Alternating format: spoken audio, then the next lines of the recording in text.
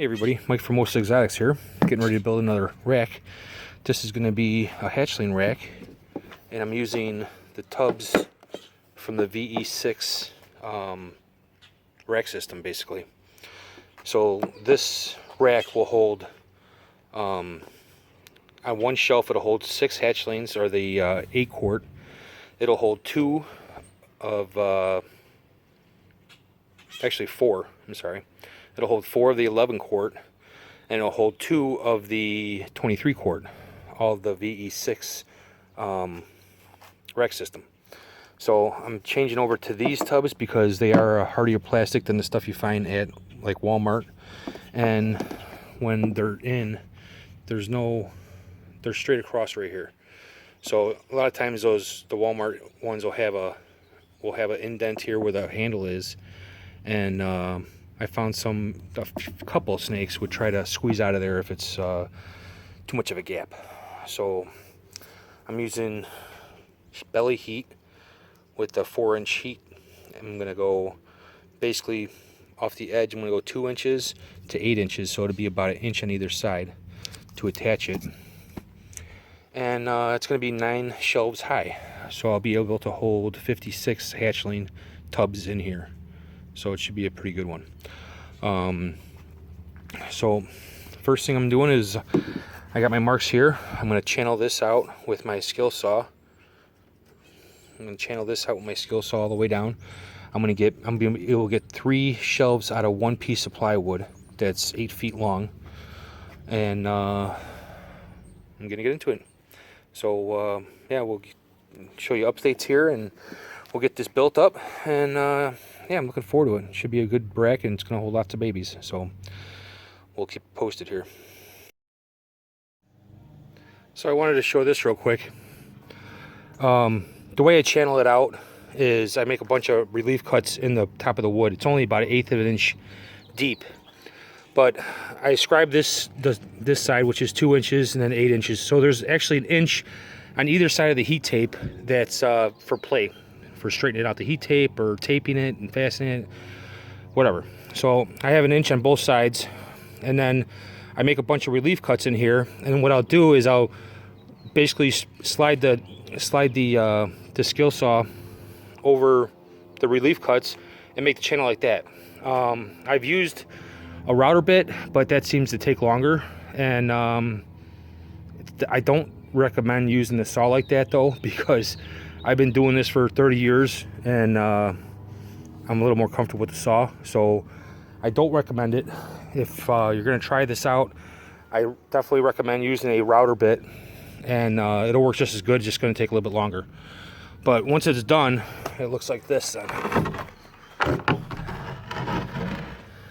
So I have a full piece, 8 foot, and it's all channeled out, and then the heat tape will go right inside there, and I'll tape it down. So I got the second piece here, and it takes a little time to get it out, but I don't know, I think it's just a better product when it's done, so you don't have to worry about hitting the tape with the tubs or anything like that. So I'm gonna get to this one and get the second one done. Okay, well, I'm getting ready to build this.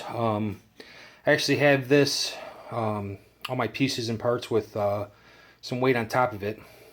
Some of the shelves were warped, so in order to get that out, I put it so the belly is up, and then I put it so you know, I had this weight pushing it down to try and straighten it out. So they weren't too bad, but I'm gonna start building this thing, and we'll show you how the progress goes. All right, so this is one of the shelves. I'm actually putting the heat tape on first before I build it, just because this is going to be one of the tubs on it. It's a hatchling tub, and I figure when I get this all stacked and built together, it's going to be hard to get my hand in there and get the tools in there to do it. I'm using a stapler like this, and what I'm doing is I'm just lining it up like this, so I'm not hitting that copper piece.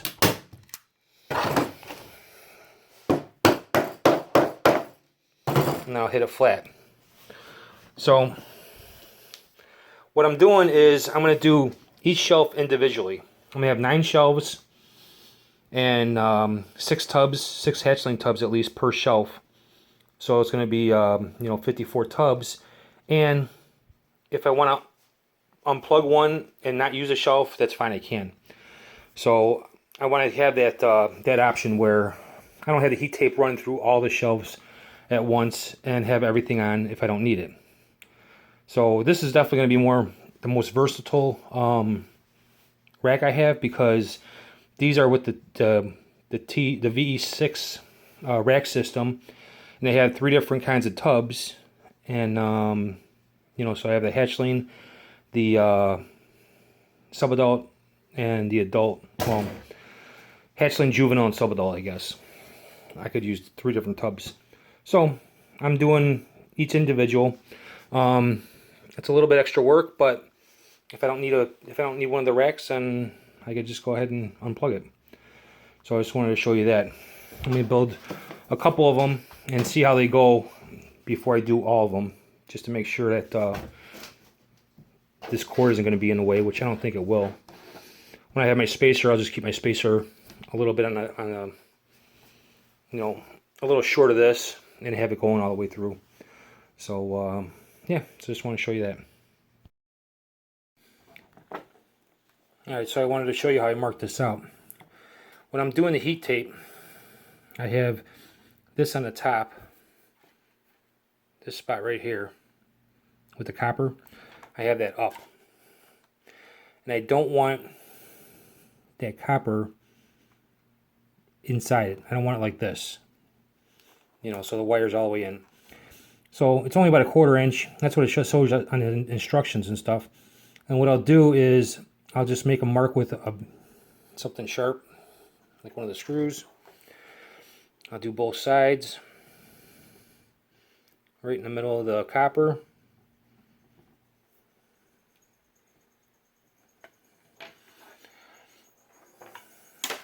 Zoom that out a little bit. Okay. And then I have this punch, and I'll line that up, that hole, with the center of the punch.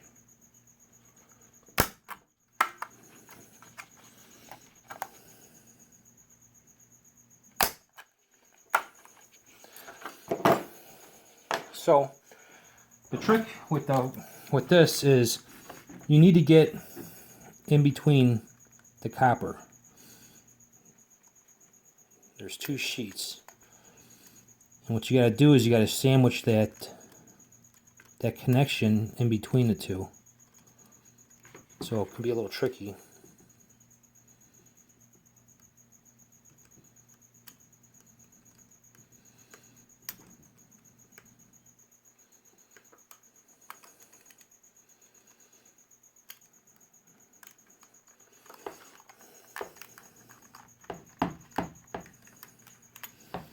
So, like I said, it's a little bit more work, but in the long run, it'll be worth it. So,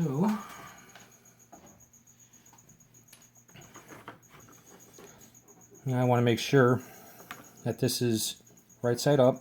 Copper's going to be up.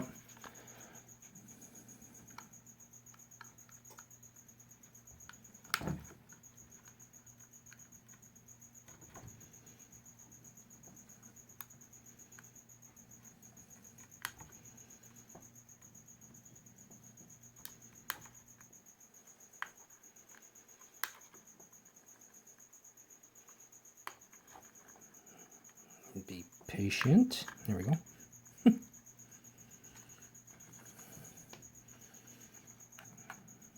And I put these grommets, what do you want to call them, like this.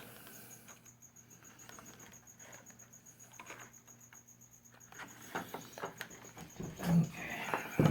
And then we got our channel locks. Make sure everything's straight. And I know they have a tool that you could use for this, which I probably should get, but whatever, I got pliers. And you squeeze it.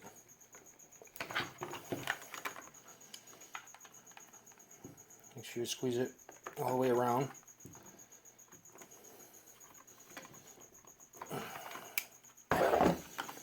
You want to make sure that there's no movement in this.